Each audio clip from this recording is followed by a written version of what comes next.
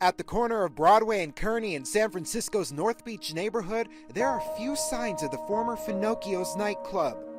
A little emotional.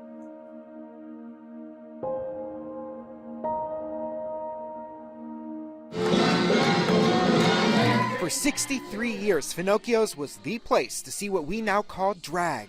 Drag was not mainstream, so this is where you came to see drag queens and fabulous female impersonators. And we had jugglers and ventriloquists and belly dancers and all kinds of zaniness. A lot of time performed at Finocchio's, which dubbed itself as America's most unusual nightclub until it closed in 1999. The club started as a speakeasy during Prohibition. And there was a stage in the back.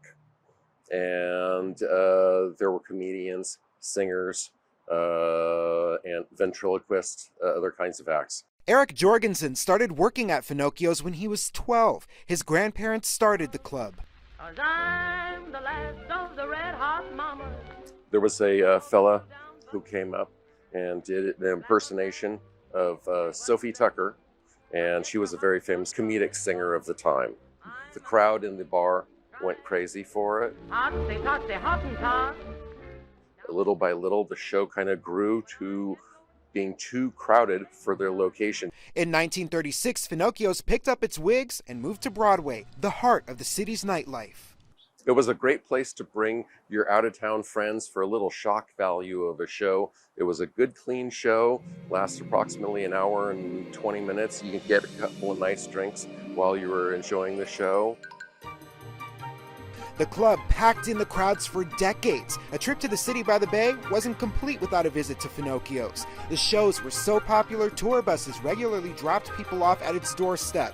The entertainers were occasional guests on local late-night talk shows because of the then risque nature of their routines.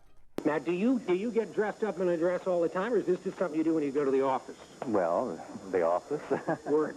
To work to the club, right. Just when I go to the club. That's when I chose Long Island. It was kind of shocking to see that this beautiful woman up on stage that you're looking at is not a woman, it's a man. Dressed as a woman, but gosh darn, that's a woman in my eyes, you know? It was popular with sailors visiting San Francisco during World War II, watched the beatnik movement from its doorsteps, saw the Summer of Love, Vietnam War, and the AIDS crisis all come and go. The performers, for the most part, were gay. Several of them were married, had wives, but I think they may have been bisexual as well. A lot of the waitstaff was gay. By the end of the last century, drag performances had grown in popularity. The old vaudeville-style shows created by Joseph Finocchio nearly 7 decades earlier were no longer popular. His widow Eve decided it was time to close the club's doors in 1999. I think I sort of took it for granted. And, when I left my dressing room, I shut the door and I walked out, and I didn't really think about it for, quite a while. Now I realize how historical and important the space is. Finocchio's donated their lavish costumes, photos, and programs to the LGBT Historical Society. For much of Finocchio's existence, performers had to be careful. The city enacted a cross-dressing law in 1863. It wasn't repealed until 1974, meaning anyone leaving the club dressed as a woman could be arrested for indecency.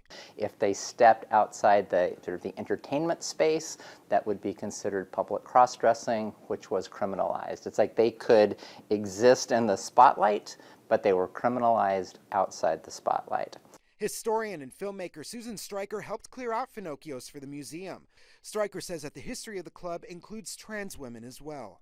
Among the boxes of ephemera are clues about the lives of the performers. Items like pill containers that once contained female hormones. But that really didn't start until, I would say, late 50s, early 1960s. And then as the decades go on, like into the 1970s and 80s and 90s, a lot of the performers by that time were people that we might call trans women. We were not drag queens, we were female impersonators, or Eve Finocchio liked to say that we were male actresses.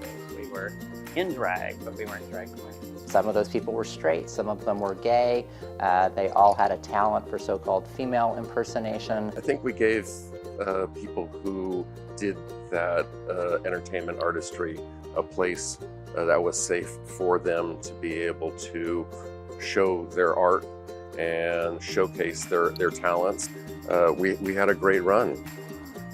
It's an important part of our history, really important part of our history that I think gets lost a lot of times. I think, quite honestly, if it weren't for Finocchio's, I'm not sure that we would have had drag or female impersonation on TV. I mean, 63 years, it still holds the title of the longest running female impersonation show in the world. Zach Fuentes, ABC 7 News.